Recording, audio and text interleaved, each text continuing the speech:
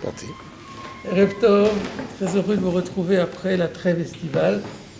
Nous reprenons notre étude de Psachim dans le deuxième Pérec. Nous sommes sur les lois de la confection des matzot. Nous sommes d'Aflam Dvav Amud Bet, la dernière ligne de la page. Tanour Rabanan. On a apporté dans une braïta, on a enseigné dans une braïta. En ofin pat ava bepessar, beyom tov entre parenthèses, il ne faut pas lire. En ofin pat ava bepessar, d'ivrei Bet Shammai. D'après l'école de Bet Shammai, on n'a pas le droit de cuire à Pessah du pain, c'est-à-dire des matzot évidemment, ava qui sont épais. Pourquoi? On verra. On passe à la page 37a, la Mezzaïm, où Bet Hillel matiri et Bet Hillel permet. Donc, voilà, il y a un débat. Il y a un débat sur le pain épais. Les matzot épaisses, en fait, est-ce qu'on peut faire des matzot épaisses, non fermentées évidemment, à Pessah ou pas? Bet Shammai interdit, comme d'habitude, Bet Shammai à la Khumra, et Bet Hillel à la Kula. La Gemara demande, donc la Braïta s'arrête ici, la Gemara demande le Kama Pat Ava. Il y a une question maintenant de mesure, épais, il y a épais et épais. C'est combien ce qu'on appelle un pain épais? Quelle est l'épaisseur à partir de laquelle c'est interdit? Enfin, ou interdit d'après Bet Shammai et permis d'après Bet Hillel. La Gemara, elle a compris donc leur débat, mais elle a juste un problème de seuil. Apparemment, ouais. Apparemment. Et alors, Amar Ravuna vient et répond, et il dit Tefar. C'est un Tefar, donc jusqu'à un Tefar, pour Bet Hillel c'est permis, et pour Bet Shammai c'est déjà interdit. Shekel matzinu belechem apanim Tefar. Parce qu'on a trouvé que le lechem apanim, le pain de proposition, qui était posé sur le shulchan, à l'intérieur du kodesh, du sanctuaire, eh bien, il faisait un tefar. Alors, il y a beaucoup d'éléments qu'il faut comprendre ici. Alors, quel rapport avec le lechem apanim? D'où on sait que c'était un tefar? Alors, on va voir dans Rashi. Rashi va nous clarifier tout cela très rapidement. Alors, Rashi nous dit « Kama patava tefar ». Alors, je ne sais pas pourquoi il n'a pas mis Amaravuna. Est-ce qu'il avait une autre version? Et que c'est, alors ça ferait partie de la Braïta, mais c'est pas possible, parce qu'on va voir de la suite que c'est pas ça. Donc peut-être qu'il n'avait pas la version Ravuna et que c'était la Gemara qui répond, ou alors peut-être qu'il a raccourci simplement pour privilégier le sens. Donc c'est combien un pain dit épais? C'est un tefar. Rashi va filu achi sharu Bet Hillel. Et malgré, ça veut dire que jusqu'à un tefar, même à un tefar, Bet Hillel va encore permettre. Aval tfemi tefar lo. Alors il est possible que Bet Shammai interdise même plus, mais c'est ça que Rashi vient nous dire, c'est que la limite pour Bet Hillel, quand on permet Bet Hillel permet un pain épais, le maximum d'épaisseur autorisé par Bet Hillel, c'est Bet Hillel qui nous intéresse, là, après comme Bet Hillel, c'est un tefar. Au-delà, c'est interdit. Alors, chez Ken Matsinu, le lechem apanim. Alors, on peut se poser la question, mais quel rapport avec le lechem apanim? Rashi, chez où assour lavor chametz. Voilà, le lien, il est là. C'est que le lechem apanim n'avait pas le droit d'être chametz. Il fallait qu'il soit non fermenté. Que de amrinan bemenachot. Comme nous le disons dans la Gemara de Menachot, Daf Nun Zayin Amud Aleph, Kol amincha asher takrivu ve gomer. Alors, le gomer est important ici, etc. Donc, c'est lota se chametz. La suite du verset, c'est Kol amincha asher takrivu, toute oblation que vous offrirez, lotea se chametz, ne pourra pas être faite fermentée. Et c'est quoi ce kol? Chaque fois qu'il y a écrit kol, on sait que ça vient englober quelque chose de nouveau. La Gemara dans Menachot dit les rabot, lechem apanim, lechimutz, lazara. C'est pour inclure le lechem apanim dans la défense de le faire fermenter. shelo yachmitzu, qui n'ont pas le droit de fermenter. Vafilu achi, et malgré la défense de fermenter, ovid ofnotav tefar. On sait par ailleurs, on va voir tout de suite d'où, que l'épaisseur des parois, c'est-à-dire l'épaisseur, c'est-à-dire non pas la longueur mais la largeur d'une paroi à l'autre du pain, eh ben ça faisait un tefar. Dehainu, alors maintenant il nous explique d'où on sait. Dehainu lechem sheayulo panim, parce qu'on explique, ça veut dire panim. On traduit proposition, ça ne veut pas dire grand-chose, mais quel rapport avec panim? Alors en fait, le sens, c'est que c'est un pain qui est comparé à un visage humain. Alors, en quoi un pain, par rapport à quoi il est comparé à un visage humain? La taille. Par rapport à la taille. Donc c'est ce que dit Rashi. She'ayulo panim, ve'en panim pechutim mitefar. Et il ne peut pas y avoir, c'est-à-dire même chez un nourrisson, parce que un adulte c'est plus grand que ça, je pense. Mais même un nourrisson ne peut pas faire moins qu'un tefar. Et c'est la Gemara dans Souka qui le dit à propos de Penei HaKaporet. Là-bas on calcule, on parle de la mesure de la Kaporet et on dit que c'était un tefar. Donc voilà la démonstration. Je n'ai pas compris. Dans la démonstration, oui. On sait que ça ne doit pas fermenter et ça fait un tefar. Donc c'est la preuve que jusqu'à un tefar, ça ne fermente pas. Exactement. Ben voilà, tu as tout compris. Oui, mais parce qu'il ne le dit pas explicitement. Ben si, il me semble que c'était clair. C'est exactement ça. Alors la seule chose, c'est qu'on n'a pas expliqué, mais où est le problème de l'épaisseur? Pourquoi? On voit ici, dans Rashi, c'est sous-entendu que le fait que c'est épais, ça influe sur la fermentation. Plus c'est épais, plus ça risque de fermenter. Donc on aurait dit que même peut-être moins d'un tefar, c'est déjà interdit, mais on a une référence, puisque le lechem apanim, il ne pouvait pas être fermenté, et il avait une épaisseur de un tefar. Donc on voit que jusqu'à un tefar, ça ne fermente pas. Maintenant, quel est le problème de l'épaisseur? Il y a le Meiri le dit. Le Meiri explique, il dit que Rov Ovio Ma'amid et Lachluchito. Par le fait que c'est épais, donc ça retient plus d'eau, plus de liquide. Parce qu'au départ, quand on fait de la pâte, c'est de la farine et de l'eau. Et donc, le fait que c'est épais fait que ça va bloquer l'eau, ça va empêcher l'eau de s'évaporer. C'est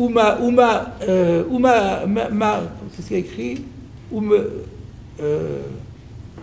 Ma'amideu, donc elle le bloque. Ve'aïsa mitrabemet be'atzma ukrova la dolilechimutz. Donc la pâte, elle va chauffer, et comme il y a beaucoup de liquide dedans, ça risque d'activer la fermentation. Voilà ce qu'on dit dans le Meiri. On verra ce din plus tard dans le Shulchan Aruch.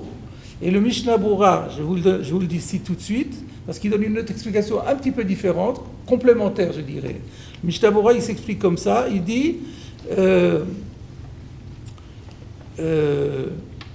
Keshei Ava Kolkar, lorsqu'elle est tellement épaisse qu'elle fait un tefar, Yesh lachush shema lo yishlot chom ha'esh betocha. Il y a à craindre que la chaleur du feu n'arrive pas jusqu'au milieu, puisque c'est épais. Donc la chaleur elle est sur l'extérieur. Donc quand c'est petit, ça chauffe tout, mais plus c'est épais, plus on risque qu'il y ait une partie à l'intérieur qui reste relativement crue. En tout cas, pas aussi chauffée que le reste. Et donc, vetit chametz betocha b'shat afia. Et donc, au moment de la cuisson, c'est la cuisson qui va entraîner la fermentation. Puisqu'on sait que la fermentation, elle est activée par la chaleur. Il y a de l'eau, il y a l'humidité, plus la chaleur. Ce sont les deux éléments qui entraînent la fermentation. Donc là le Meiri nous dit il y a de l'eau qui reste bloquée, et le Mishnah Berurah nous rajoute que le feu ne va pas chauffer fortement à l'intérieur. Bon, ben, ça va créer une fermentation. Il a donné cette explication avec un macron. Non, il donne pas sa source. Il n'y a pas de chara. Dans le Sharat Tziyun, il ne dit pas. Il n'a pas choute pour lui que c'est comme ça. Dans le texte de la Braïta, Be Pessah, Oui. Ça laisse entendre que c'est que pendant Pessah. Enfin, ça Ça veut veut dire dire pour Pessah. Ah, le Pessah. Là, on a parlé à Pessah, mais c'est Oui. à Pessah, c'est pour Pessah. C'est plus, quand on dit à Pessah, au moins il n'y a pas de doute. Si tu dis pour Pessah, alors on est déjà en semaine, alors avant Pessah, donc avant Pessah on peut encore faire du Khamet. Donc c'est normal que la Braïta, elle a pris quelque chose qui est clair. Mais quand on dit à Pessah, on comprend bien que c'est un problème lié à la fête de Pessah. Donc voilà, à ce stade, on aurait donc tout compris que donc Beth Shammai dit que c'est interdit. On ne sait pas qu'est-ce qu'il répondra à l'Echem Apanim. Et on aura une réponse peut-être prochainement. Et Beth Hillel, puisqu'on a la référence l'Echem Apanim, donc c'est permis. Voilà. Jusqu'à un Tefar. Mais au-delà, là, c'est pour ça que Rashi a dit, mais la seule référence, c'est l'Echem Apanim. Donc plus que ça, plus c'est épais, plus c'est risqué. Alors là, on peut plus, même Beth Hillel l'interdira. Bien qu'on n'ait pas de preuve réelle que le chiour du Tefar là-bas ait été donné pour uniquement. Non, mais on a une référence. On sait que c'est on sait que pas voilà. C'est juste qu'on Parce sait. que dans le doute, on aurait interdit même plus, mais moins épais. Mais là, on voit que, au-delà, c'est sûr que c'est Karov le Vadaï que ça va fermenter. Voilà ce que disait Ravuna. Qui faisait le Lechem Avadim? Les Kohanim. Il y avait non seulement les Kohanim, c'était une famille spéciale. On va en parler dans quelques instants.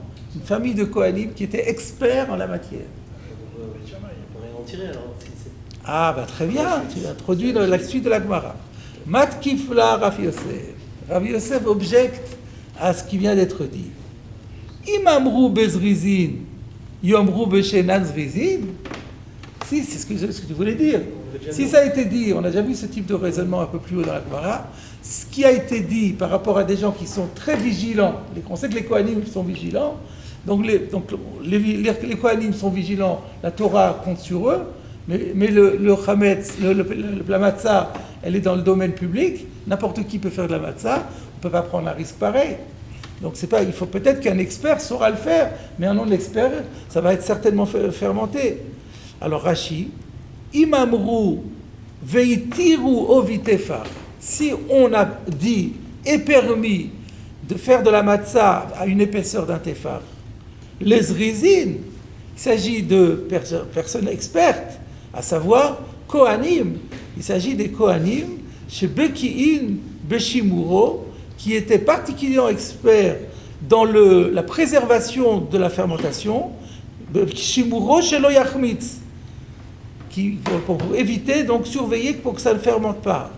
Yatirou le chol adam chez nam zrizim. Est-ce que pour autant on va autoriser pour n'importe qui n'est pas spécialement expert?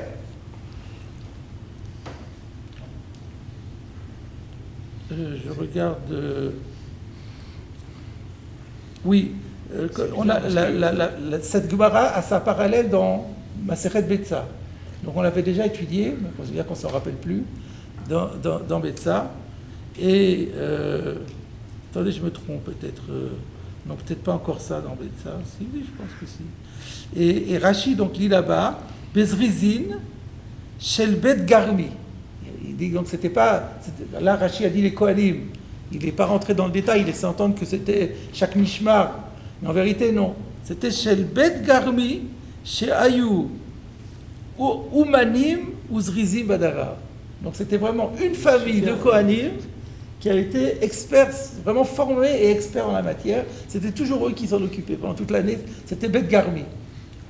C'est étonnant dans Rashi, et en plus c'est notre traduction qui m'a amené à ça. Kohanim chez Bekim, Beshimuro, chez Lo Yachmitz, Yatirou le Chol Adam chez Enan Zrizim, on aurait dû dire, puisque on veut opposer une expertise à quelqu'un qui n'est pas expert. Oui, mais comme il reprend la Gemara, il reprend la Gemara dit Zrizim. Il a changé, il a parlé de Bekim. Oui, mais il pourrait expliquer le mot Zrizim. Zrizim, c'est Bekim. Zrizin, ça veut dire que oui, mais Zrizin ici, qui sont forcément experts. Non, mais si la Zrizout ici, parce qu'on pourrait dire Kol Adam et Zariz aussi. Je veux dire, les gens qui fabriquent leurs matzot, ils font attention quand même. Mais pas peut-être, ils sont pas formés, ils n'ont pas les données à la fois techniques et halachiques aussi. Ils se rendent peut-être pas compte de la gravité des choses. Ça rentre dans la Zrizout. Et donc, effectivement, Rachid dit ici que dans la zrizout, c'est pas seulement la zrizout, il y a aussi un élément bekiout. Mais après, il reprend le terme de la Gemara chez la zrizi. Donc, mais c'est pas fini, hein, ça c'est juste une petite objection, il y en a plein d'autres encore. Donc je reprends la Gemara. Imamrou bezrizin, yomrou beshenan zrizin, imamrou bepat amela, yomrou bepat shena amela, là il faut corriger le eno en ena. Si on l'a dit pour un pain qui a été spécialement travaillé, c'est-à-dire qu'on l'a beaucoup broyé, battu, pétri, donc ce qui évite la fermentation, puisque à chaque fois, tant qu'on la travaille très fortement, ça évite la fermentation. Donc c'était le cas du lechem hapanim. Yomrou bepat shena amela, mais est-ce qu'on pourra dire la même chose pour une matzah par défaut qui n'a pas été spécialement travaillée? Alors regardons Rashi sur ce mot de amela qui n'est pas très connu. Pat amela, Rashi, she'ena memaeret lachmitz, parce qu'un pain qui a été très travaillé ne fermente pas rapidement. She'amelata me'akvata. Ce fait d'avoir été travaillé, ça bloque en quelque sorte la fermentation. Alors maintenant, que veut dire le mot amela? Breyed, B-R-E-I-E-D, qui en fait a donné briller en roman, en ancien roman. B-R-I-E-R, ça n'existe plus aujourd'hui. Mais ça veut dire, alors d'après les dictionnaires, c'était une longue période de pétrissage et de battage. C'est-à-dire que le pétrissage et le battage ont été faits de manière prolongée. C'est ça qu'on appelle briller en vieux roman. Kedetnan. Alors à quoi la Gemara se réfère-t-elle en disant que le lechem hapanim avait été spécialement travaillé? La Rashi continue, la preuve en est dans une Mishnah dans Menachot, Kol ha-menachot teunin shalosh meot shifa v'chamesh meot be'ita. Alors donc, on dit là-bas que toutes les menachot, toutes sortes d'oblations, y compris le lechem hapanim, parce qu'on a vu que le lechem hapanim s'appelle mincha également, quand on la fabrique, on a besoin de 300 shifa et de 500 beïta. Alors, je vais vous citer le Rashi, toujours dans Betsa, qui est plus clair. Alors voilà ce qu'il nous dit. Patamela, briller, belaz, chez Aya Taoun, Shlosh meot shifa, et là il explique qu'est-ce que c'est shifa, parce qu'on n'a pas traduit shifa. Shifshuf beyado, frotter avec les mains. V'chamesh meot beita be'egrof. Donc on frottait et on frappait avec le poing. Et alors, comment on arrivait à 300 et 500, comment on faisait? Shaf achat boato shtayim. Un coup de frottis, 2 coups de poing. Ça fait 600. Shaf shtaim. Ensuite, on frotte 2 fois. Et boet shalosh. Bemenachot daf ayin vav. Donc pour plus de détails, se reporter à la Gemara de Menachot. Mais donc c'était vraiment un travail incroyable. On frottait, on donnait du poing, on frottait, 500 gestes en tout. Non, 800. 500, il y a ça, 500 et 300, 800 gestes en tout de travail. Donc ça justifie le pat amela, le terme de amela. Donc ce que dit Rav Yosef, on peut imaginer qu'une pauvre pâte qui a été comme ça, malaxée comme ça, elle ne va pas fermenter facilement. Mais une matzah, on ne fait pas tout ça dans une matzah. On la roule un petit peu, on la pétrit, on la roule avec un rouleau à pâtisserie et puis c'est terminé. Donc, ça peut fermenter beaucoup plus facilement. Et c'est pas fini, on revient à la Gemara. Imamrou be'etzim yeveshim. Si on a dit que c'est autorisé dans le cadre du lechem hapanim, qui était chauffé, le four était chauffé avec un bois particulièrement sec. Yomrou be'etzim lachim. Est-ce qu'on pourrait dire la même chose lorsque le bois est humide? Donc, lorsque le bois est humide, il va dégager de la vapeur d'eau. Cette vapeur d'eau, elle va rentrer dans la pâtisserie et elle risque d'activer la fermentation. Alors, c'est quoi cette histoire de bois sec? Rashi à nouveau, Be'etzim yeveshim, shayu mevi'im otan mimot achama. Parce qu'il y avait une loi concernant les sacrifices, que le bois qui servait à tous les sacrifices, puisqu'on brûlait les sacrifices, que tous les bois qui servaient à faire le feu des sacrifices, on ne l'apportait au Beth Amikdash qu'en été. Que d'Amrinan Beta'anit, comme la Gemara le dit dans le traité Ta'anit, page 31a, Michamisha asar be'av ve'eilach, tashash kocha sherchama, velo ayu kortinetzim le maracha. À partir du 15 Av déjà, eh bien, on considérait que la force du soleil faiblit et on ne coupait plus de bois pour l'apporter pour le bûcher, pour l'autel, parce qu'il fallait vraiment que ce soit archi sec. Donc c'est ça la question. Là, on avait un bois sélectionné extrêmement sec. Ce n'est pas le cas du bois par défaut qui est utilisé dans les maisons. Et donc là, encore une fois, on ne peut pas déduire du lechem apanim, que ce qui est permis pour le lechem apanim serait permis pour n'importe quel matzah. D'où vous avez sorti que dans le bois humide, le problème c'est que ça fait de la vapeur d'eau? Moi j'aurais dit que ça chauffe moins bien, ça brûle moins bien. Ah bon, peut-être. Si c'était comme... Ça chauffe moins bien le...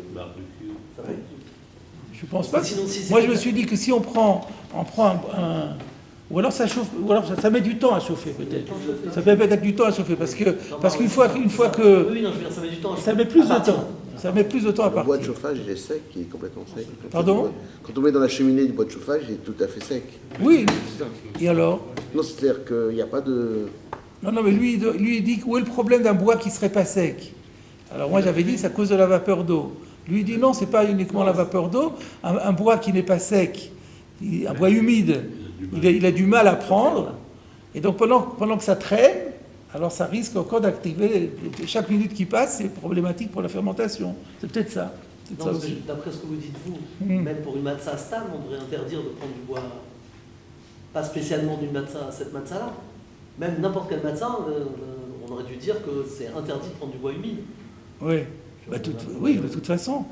De toute façon, mais encore, apparemment, ça n'a pas été interdit. Oui, apparemment, ça n'a pas interdit. C'est spécifique à celle qui est épaisse. Voilà, donc c'est pas, ça veut dire que c'est pas quelque chose qui est à coup sûr, mais lorsqu'on est déjà dans une problématique risquée, oui, alors c'est un élément en plus.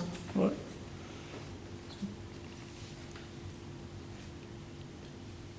Alors donc, c'est pas encore fini. Imamrou betanour cham yomrou betanour tsonen. Si ce qu'on a dit dans l'Echem Apanim, on l'a permis parce que le four, il est chaud depuis le départ, on va voir dans Rashi pourquoi. Comment pourrait-on dire la même chose pour un four qui était froid à la base et qu'on vient de mettre à chauffer, qui est beaucoup moins chaud? Alors Rashi nous explique, betanour cham b'chol yom tamid, tous les jours, ayu mesikin tanour shel mikdash, la fiat menachot, velachmetoda. Tous les jours et aussi toute la journée. C'est ça, le b'chol yom tamid, c'est-à-dire sans arrêt, depuis le matin jusqu'au soir. On allumait le four du Beth Amikdash, parce qu'on en avait besoin pour tout. Il fallait cuire les oblations, il fallait cuire les pains de Toda, et donc il y en avait tellement que le four était allumé en permanence. Et comme il était allumé en permanence, il était d'une chaleur extrême. Et plus c'est chaud, plus ça saisit le pain, et ça l'empêche de fermenter. Alors qu'un four normal, on commence à l'allumer, et donc ça met plus de temps à chauffer, encore une fois, et le risque de fermentation est plus grand.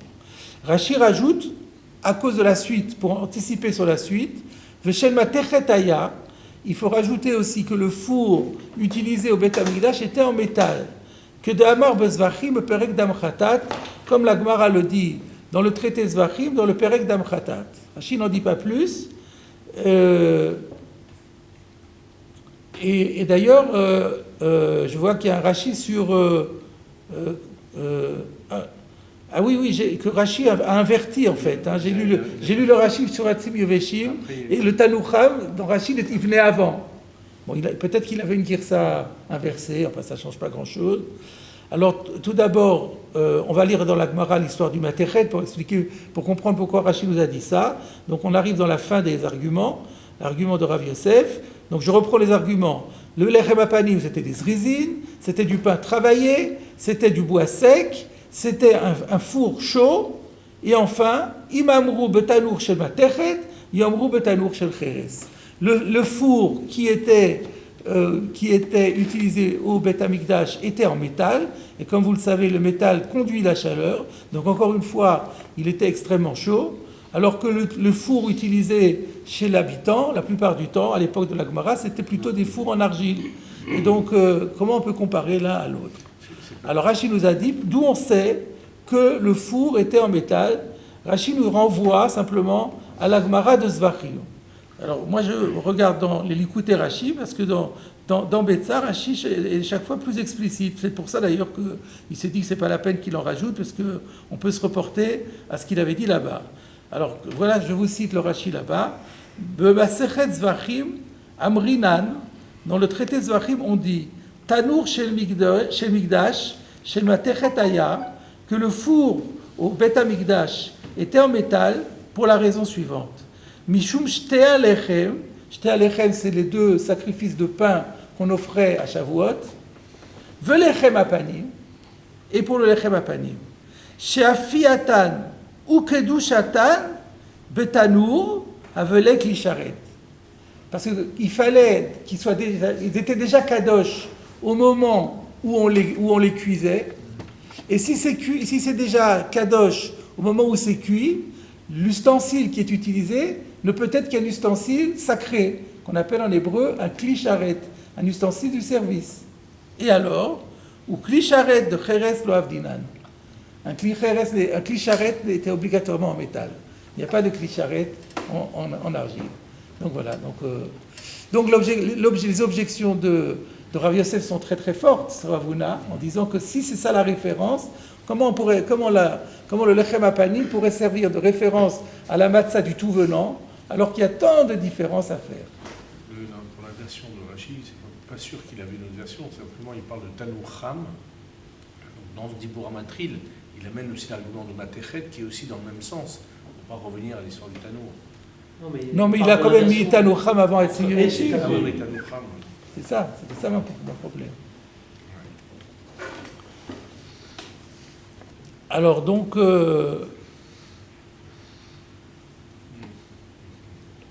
et donc là, Ravuna ne répond pas, il est bloqué. Alors effectivement, on pourrait se poser la question, quelle était la vamina de Ravuna? Donc, en tout cas, la Gemara va accepter l'objection de Rav Yosef. Alors on va voir. Alors qu'est-ce que la Gemara va proposer du coup? Donc maintenant, la question revient. C'est quoi patava? C'est combien patava? Et puis à la limite, et quelle est la raison de l'épaisseur? Parce que Ravuna, il avait visiblement, en comparant à l'Echem Apanim, compris que l'histoire de l'épaisseur était liée à la fermentation. Mais maintenant, on a vu que l'Echem Apanim, ça tombe à l'eau. On peut même se remettre en question complètement. Peut-être que patava, c'est pas du tout un problème de fermentation. On sait plus. Alors, on va continuer la Gemara. Amar Rav Yirmeya bar Abba. Rav Yirmeya, fils de Abba, a dit She'elit et Rabbi beyichud. J'ai posé la question à mon maître beyichud. Alors, beyichud, on va voir dans Rashi deux explications. Si vous voulez, on fait Rashi tout de suite. Qu'est-ce que ça veut dire beyichud?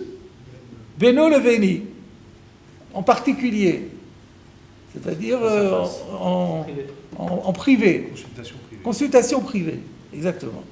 C'est ça. J'ai pas voulu qu'il y ait des gens à côté de moi. Mais vraiment, c'était entre quatre yeux. Et là, Rashi nous dit, pour qu'on comprenne la suite de la Gemara, Rabbe de Rabbi Yirmeya, Rav. Donc ça nous permettra de comprendre la suite de la Gemara. Le maître de Rabbi Yirmeya, c'est Rav. Effectivement, la Gemara va dire que Umino Rav. Et le maître de Rav, c'est Rabbeinu Akadosh. Vous comprendrez pourquoi Rashi nous dit ça dans quelques instants. Mais quand Rashi revient sur son Yichud, c'est bizarre d'ailleurs, il aurait mieux fait d'abord de faire ces deux leshonot sur Yichud et ensuite d'expliquer ça, mais bon. Lishna Harina, autre explication sur ce Beyichud. Beyichud, ça veut dire Bebirour, de façon la plus claire possible, la plus nette possible. Como Veyadou Beyichud Shesham Aaron Nignaz. Dans Yoma, on parle du Aaron HaKodesh qui avait été enterré pour être caché. Et la Gemara dit là-bas que les personnes en question ont su, Beyichud, de façon la plus claire, de façon la plus nette, que c'était l'endroit où le Aaron avait été enterré. Donc Beyichud, ça veut dire, alors ici ça voudrait dire quoi? Expressément, de la façon la plus explicite, de la façon la plus incontestable. Donc j'ai posé la question expressément, pas en tournant autour du pot. J'ai posé la question vraiment clairement. Voilà, il y a une braïta qui dit ça. Qu'est-ce que c'est le pat ava de cette braïta? Donc on revient à la Gemara. Donc Rabbi Meir bar Abba dit, j'ai posé la question à mon maître, en particulier et de la façon la plus claire, ou Mino, et qui c'est mon maître? Rav. Donc j'ai posé la question à Rav. La réponse, on l'a pas encore vue. Pourquoi? Parce que Ikade Amré, il y a une autre version. Et là, il faut rajouter un mot. Amar, il y a le mot Amar qui manque.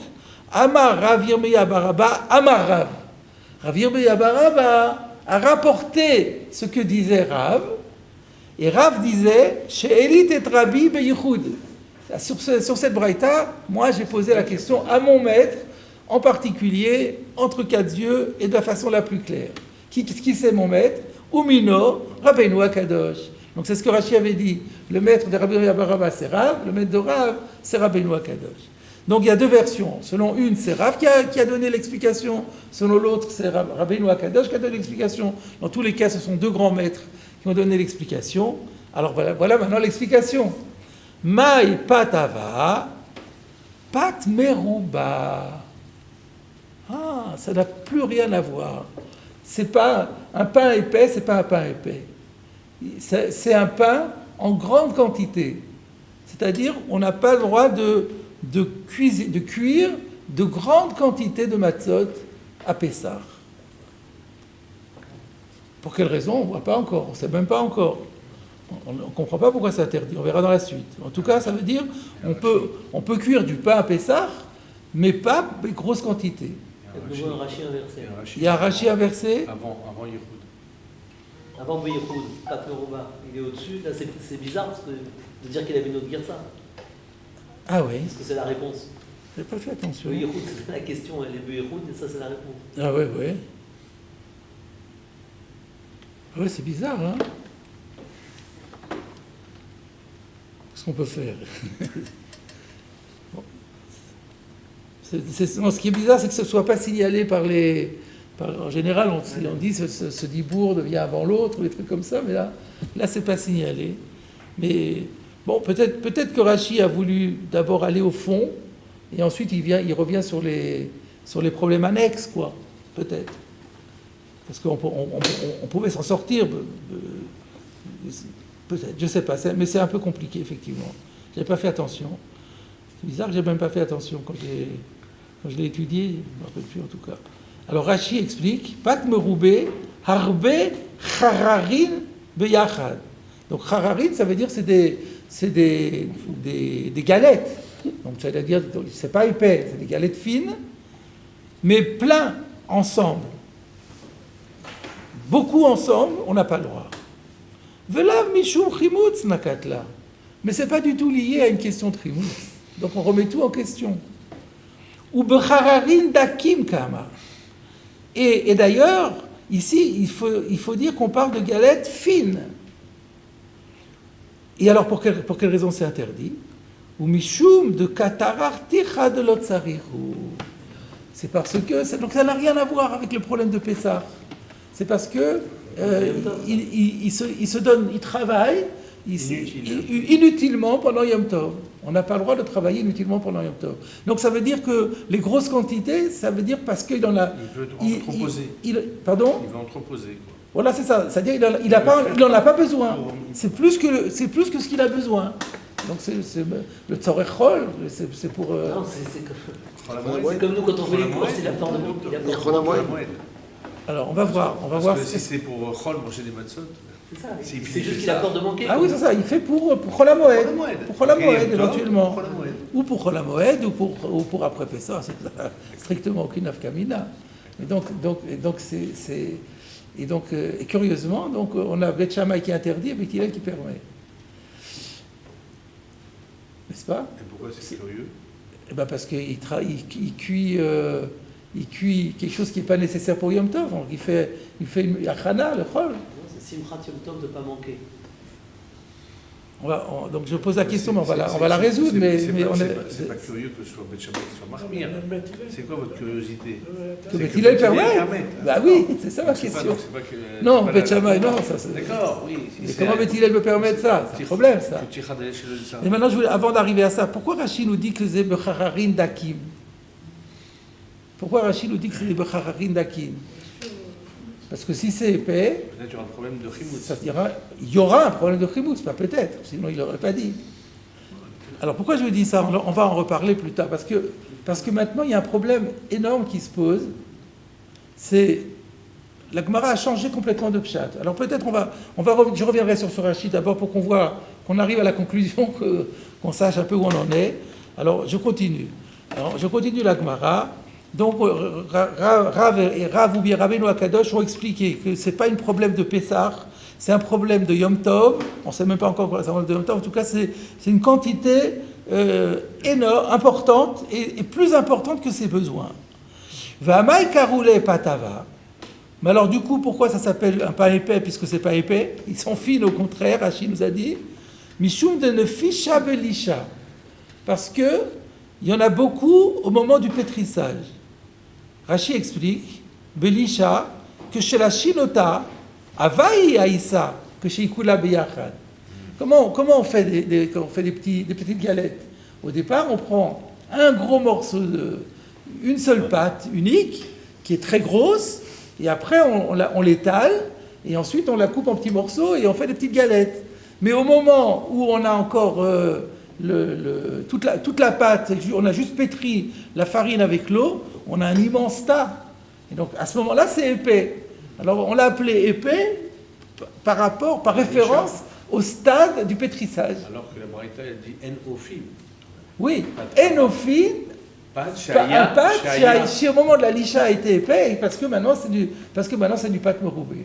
C'est un peu forcé, mais c'est peut-être une question d'abus de langage. Ça veut dire que c'est peut-être comme ça qu'on avait l'habitude de parler. On a en français aussi des formulations de ce type. Donc, voilà, c'est ça. Donc, le pâte merouba s'appelait Ava, c'était une façon de parler pour dire qu'il y en avait beaucoup. Veibaï Teima, maintenant la Gemara, semble-t-il, est consciente que c'est un peu forcé, comme chat, alors elle propose autre chose. Et si tu veux, je te dirai une autre explication pourquoi ça s'appelle pâte Ava. Be'atre de Haïtana, le pat merouba, pat ava karoulé. C'est presque pareil, finalement. C'est une question d'idiome local. Dans cette ville, on avait l'habitude dans la ville où appartenait ce Tana, on appelait le pat merouba, on l'appelait ava. Ava voulait dire merouba. Donc c'était un abus de langage, un pur et simple abus de langage. Donc c'est assez proche, les deux explications ne sont pas très éloignées l'une de l'autre. Maintenant la Gemara demande Maïtama, mais pourquoi c'est interdit d'après Beth Shammai? Pourquoi ça serait interdit d'après Beth Shammai? Imishum de Katarach ticha de l'otsarir, si c'est parce que il est en train de se fatiguer pour quelque chose qui n'est pas l'utilité de Yom Tov, Maïria Bepessah. Alors c'est pas lié à Pessah. La Braïta, elle disait bien, on n'a pas le droit de faire, d'après Beth Shammai, Patava Beyom Tov. Bepessah, je veux dire. C'est pas lié à Pessah. Afilou Beyom Tov. Là, oui. N'importe quel Yom Tov, ça peut être Shavuot ou Sukkot, c'est pareil. Donc maintenant, on a bien compris que c'est ça le problème. Le problème, c'est tircha, de faire une tircha le Yom Tov, alors que c'est pas le Tzorech Yom Tov. Beth Shammai interdit, et curieusement, Beth Hillel permet. Et la Gemara ne se pose même pas la question de savoir pourquoi Beth Hillel permet. On en parlera après. En tout cas, pour l'instant, la Gemara, elle dit, mais ça ne rentre pas dans la Braïta. La Gemara répond, inachinami. Effectivement, en fait, il ne s'agit pas que de Pessah, il s'agit que de n'importe quel Yom Tov. Vaïtana, Yom Tov chez Pessah Kae. Mais simplement le Tana, lui, quand il a formulé ça, c'était à propos de Pessah. Donc il était en train de faire l'ilchot Pessah à ses élèves, il a donné aussi ce din-là, mais ce n'était pas un din spécifique à Pessah. Donc c'était en fait le Yom Tov chez Pessah, le Pessah le Yom Tov. Il l'a dit par rapport à Pessah, ça aurait pu valoir pour n'importe quoi. Et alors, on arrive à la conclusion. C'est à cause de ce passage que ce qui était que dans la Braïta, le Yom Tov était entre parenthèses. Voilà, exactement. Sinon, exactement. Maintenant, on comprend pourquoi il y avait eu un Yom Tov, il y avait une erreur de Yom Tov, parce que finalement, dans la conclusion, c'est Yom Tov chez Pessah. Plus encore, vous allez voir d'après la suite, encore une autre explication pourquoi il y avait écrit Yom Tov. Regardez la suite. Tanya Nami Achi. On a trouvé une braïta qui va exactement dans ce sens qu'on vient de dire. Donc là, ça va vraiment mettre les pendules à l'heure de façon définitive. Bet Shammai Omrim En Ofin Pat Ava Beyom Tov ou Bet Hillel Matiri. Donc voilà, là c'est clair et net. On était parti sur un problème de Pessah. En fait, c'est un problème tout bébête de savoir si on peut faire une tircha de l'otzricha le jour de Yom Tov ou pas. Rashi, encore un Rashi. Il y a deux Rashi. Il n'y avait pas dans Betsa, il me semble on avait vu une idée où quand on met beaucoup dans un four, c'est profitable pour le pain. On va en parler. C'est très bien, on va en parler. Mais avant ça, il y a deux Rashi. Tanya Nami Achi Bet Shammai Omrim Enofin Patava Beyom Tov Velo Garsinan de Pessah. Donc en fait, ce Rashi, non, j'avais pas vu. Excusez-moi, je reprends le Rashi. C'est Achi Garsinan. Voilà, c'est ça qui me manquait. Rashi intervient ici simplement parce qu'il y avait là encore des confusions au niveau des versions. Alors il dit voilà comment il faut lire, sinon ça n'a pas de sens. Donc voilà comment il faut lire, c'est la version que nous avons nous. Tanyana miyachi, Bet Shammai Omrim, Enofin Patava Beyom Tov, point. Velo Garsinan de Pessah. Il n'y a pas de lieu de dire Pessah. Et alors maintenant Rashi revient pour expliquer cette fois-ci. C'est quoi la preuve? Tanyana miyachi. C'est quoi la preuve? Qu'est-ce qu'on a prouvé? De l'av mishum chametz nakat, et la mishum tircha de haacha lotana pesach. Donc, ce n'est pas la preuve que c'est pas au titre de chametz qu'on a parlé de ce problème. C'est un autre problème, c'est un problème de tircha. Quelle en est la preuve? De haacha lotana pesach, parce qu'on parle ici de Yom Tov, on ne parle pas de Pesach. Donc on voit bien que c'est pas un problème de Pessah. C'est comme Bet Shammai, non? Ah, alors, c'est pas possible, ça. Non. Là, il y a un Tosfot pour ça. Il y a un Tosfot pour expliquer quelle est la raison de Bet Hillel. On va en parler dans un instant. Mais peut-être avant, je voulais... donc, on a effectivement ici deux problèmes. On a deux problèmes à régler maintenant. Quand on a terminé la Sougia, on a deux problèmes majeur à expliquer. Alors, il y a l'histoire de Bet Hillel. Comment Bet Hillel permet? On sait que Achana le Tzorechol, c'est Assour. Alors, comment se fait-il que Bet Hillel permette? Ça, c'est un. Et la deuxième chose, c'est maintenant, qu'en est-il de Patava? Pour rapport à Pessah. Parce on était parti sur une idée que le Patava, c'est un problème par rapport à Pessah, Hametz, etc. Au bout d'un Tefar, c'est Assour. Finalement, on a donné un autre pshat dans la Braïta. Donc, maintenant, la question revient. Alors, et qu'en est-il par rapport à Pessah? On n'a plus de braïta dessus, mais la question halachique, elle se pose. Sur les Pessah. Sur une matzah épaisse. Une matzah épaisse. Pat Ava, c'est sûr que c'est un problème. Pat Ava, est-ce que ça pose... C'est sûr que c'est un problème, seulement il faut se connaître le seuil. C'est ça votre question? Non. Est-ce que c'est un problème? Et si c'est un problème, quel est le seuil? Vous avez dit que d'après Rashi, quand il a parlé de Dak, alors le problème est confirmé. Moi j'ai dit ça, mais en fait on verra plus tard que c'est le Mishnah Bora qui fait ce diouk-là. On va voir que c'est un gros problème qui va arriver jusqu'au Biur Halacha. Mais parce que les Rishonim n'en parlent pas. Et donc, effectivement, donc je reviens à mon Rashi. Quand Rashi a dit, ici ils sont fines. Pourquoi il dit qu'ils sont fines? Alors, on voit que Rashi a compris. Bon, c'est pas parce que la Braïta n'en parle pas que le problème ne se pose pas. Et si la Gemara l'avait admis comme une évidence que quand c'est épais, ça fermente, et ben c'est donc il y a un problème de fermentation. et maintenant on met le seuil, on ne le connaît pas. On ne peut plus dire que c'est un tefar, puisque Rav Yosef a dit que ce n'est pas une référence. Donc du coup, il faut dire que c'était fin. Et donc on peut déduire de Rashi que ce qui sera épais, un tout petit peu épais, ça sera déjà assourd. Je vais vous citer également ce que dit le Ritva à ce sujet, mais après on reviendra là-dessus en détail. Vous allez voir, il y a un biur halacha immense là-dessus. Alors le Ritva ramène au nom de son maître le Ro'a, Rabbi Aaron Halevi. Ha de lo ukuma bepachot mitefar. Il pose la question, mais pourquoi la Gemara avait qu'à répondre que eh ben, tu as raison, c'est pas tefar, c'est pachot mitefar. Il pose la question sur la Gemara. Pourquoi changer le pshat complètement? On ne parle pas de Pessah, on parle de Yom Tov. Ravuna avait qu'à dire à Rav Yosef, tu as raison. J'ai dit tefar, je retire. Moins qu'un tefar. Mais c'est pas un seuil, c'est moins qu'un tefar. Alors pourquoi la Gemara ne donne pas le seuil? C'est ça la question. Que la Gemara réponde comme ça en nous donnant un seuil. Réponse. Alors, ha de lo ukuma bepachot mitefar, hainu mishum de lo mashmale de ikeman de shari bepesach ava yoter minanaou.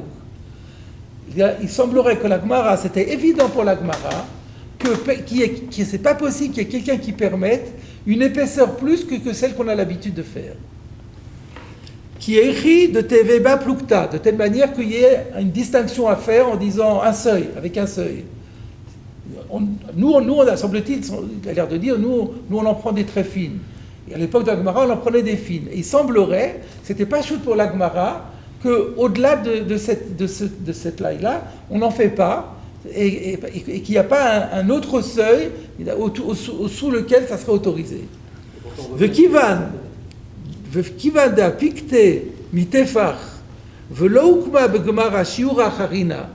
Le fait que la Gemara, elle a disqualifié l'histoire du tefar et qu'elle n'a pas substitué au tefar une autre mesure, les terra, qui serait un seuil sous lequel ce serait permis, l'etlan, le mevat pat avad klal.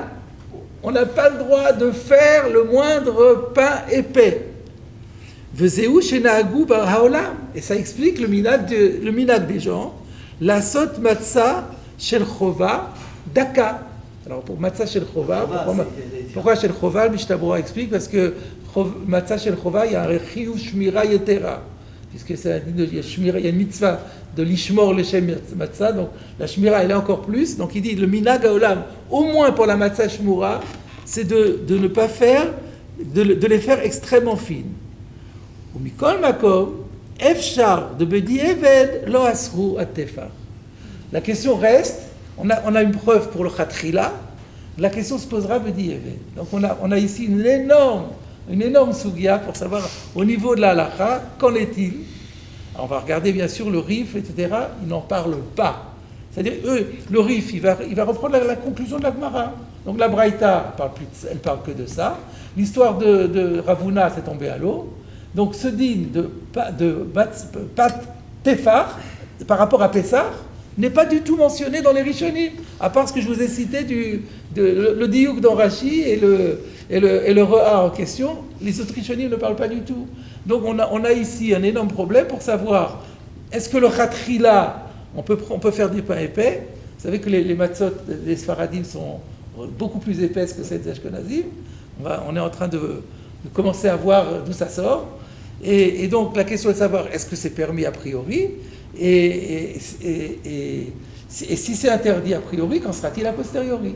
Donc tout ça, on va étudier dans le Shulchan Aruch et dans les Mefarshim, après avoir vu les Rishonim. Maintenant, l'autre question, c'était celle que vous avez soulevée. Comment on va expliquer Beth Hillel qui permet? Comment Beth Hillel peut-il permettre de faire quelque chose qui n'est un tircha de l'autre tircha? Il se fatigue. D'ailleurs, je suis un peu étonné parce que là, on a juste pour le problème, c'est la tircha. Il n'y a pas que la tircha. Il y a la melacha aussi. Il est en train de faire une melacha de l'ephod. C'est une melacha qui est permis le tzorech ochel nefesh, à condition que ce soit le tzorech yom tov. C'est pas le tzorech yom tov. Il le fait aussi pour lui. Il ne le fait pas que pour lui. Non, il faut que ce soit le tzorech yom tov. Oui, mais il y a des gens il en a fait 50. Yom tov, il en a besoin de 10. 10. Et les 40 autres, il les a fait. Il y a des gens qui peuvent venir. Ben non. Il n'y a pas mitor. מתוך שהותרה לצורך, אותו משלו לצורך. ובלבד שיהיה לצורך יום טוב. קצת. Ah, ben, évidemment. Alors, encore une fois dans Betsa, parce que cette Gemara-là, elle est rapportée dans Betsa d'Afkav Bet à Bet, mot à mot, la même Sugia. Et donc là-bas, je vous cite le Rashi. Rashi répond à la question. Où est-ce qu'il est, Rashi?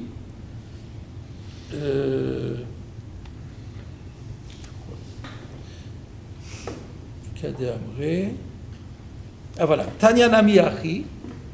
De Beshe'ar Yom Tov Nami Nechleku. Donc la même chose. Ou Bet Hillel Matirim. Kedeh Amrinan Le'el Yudzayin. Donc là on est d'Afkaf Bet Amud Bet. Et Rashi dit, en fait Bet Hillel permet, pour une raison qu'on a vue plus haut dans Betsa, Daf Yudzayin Amud Aleph, She'apat Ne'efa Yafa, que She'atanour Balé. Et ça, c'est là-bas, c'est Rabbi Shimon ben Elazar. Là-bas, il y a écrit que Rabbi Shimon ben Elazar, il dit que on a le droit de cuire plus de pain que nécessaire le Yom Tov si c'est pour remplir le four. Tapisser. Parce que, pardon, Tapisser en fait, tapisser, parce qu'à l'époque, on faisait des pitotes. On faisait des pitotes et on les collait sur les parois. Et donc, plus on en met sur les parois, et plus le pain sort bien. Et donc, dans la mesure où ça permet de cuire le pain de meilleure qualité, Shapat Nefa Yafa, il s'avère que c'est Tzorech Yom Tov. Et donc, c'est pour ça que c'est permis. Ça, c'est voilà le pshat que Rashi propose. Mais ça, alors, du coup, comment on appelle ça une tircha? Alors, c'est pas une tircha, c'est... Donc, bien que ce soit une tircha, il y a une tircha yetera, mais comme elle devient le Tzorech Yom Tov, elle est plus, elle est la tzricha, elle devient tzricha. C'est ce que pense Bet Hillel. Bet Shammai dit non. Voilà, l'histoire de Yafé, c'est pas suffisant. Voilà ce que propose Rashi dans Betsa. On va voir Tosfot. Ou Bet Hillel Matirim, Ta'ama de Bet Hillel. La raison pour laquelle Bet Hillel permet, Kedeh Amrinan, Betsa Daf Yudzayin Amud Aleph, la même chose. Ma'aremet, alors lui il a Ma'aremet, et nous là-bas on n'a pas Ma'aremet, on a Memalet. C'est mieux. Ma'aremet, ça laisse entendre, elle ruse, c'est-à-dire elle triche un petit peu. Dans notre version à nous, c'est pas Ma'aremet, c'est Memalet. Une femme a le droit de remplir. Isha, Memalet, Ve'ofa Tanour Malé Kikarot, elle a le droit de remplir son four plein de miches de pain, Afalpi Shen Sricharak le Kikar Echad, alors qu'elle n'a besoin que d'une. Aval le Malot Atanour Pam, Acheret les Kaman de Shari. Mais par contre, faire une deuxième fournée, alors là, c'est sûr que c'est interdit. Mais là, alors il n'a pas expliqué, mais il s'est référé à la même Gemara que Rashi, donc il pense comme Rashi. Il pense comme Rashi. Curieusement, dans Tosfot, dans Betsa, il dit pas ça, il relèque là-dessus. Il relèque là-dessus, parce qu'il dit, c'est pas possible de dire que, parce que là-bas c'est Rabbi Shimon ben Elazar, c'est pas possible de dire que Bet Hillel, en fait, il pense comme Rabbi Shimon ben Elazar. Alors en fait, c'est pas Rabbi Shimon ben Elazar qui a dit c'est Bet Hillel. Rabbi Shimon ben Elazar, il ne fait que dire la halakha est comme Bet Hillel. Ou alors Rabbi Shimon ben Elazar penserait qu'il n'y a pas de marloquet de Bet Shammai Bet Hillel. Alors la Gemara aurait dû le dire que Rabbi Shimon ben Elazar pense que l'on est le coup Bet Shammai ou Bet Hillel Bedavarze. Donc il dit donc c'est pas possible qu'on les mette en rapport l'un avec l'autre. C'est vrai que le din de Rabbi Shimon ben Elazar, il est juste. Mais c'est pas ça Bet Hillel, parce que la Gemara fait bien la distinction entre l'un et l'autre. On veut pas les. Et cet argument, on va le retrouver, si vous voulez, dans le RAN. Je ne sais pas si oui, je vous propose de le voir directement dans le RAN, plutôt que je vous dise le Tosfot là-bas. On va le retrouver ici. Donc on va regarder, et on va passer au Rif directement.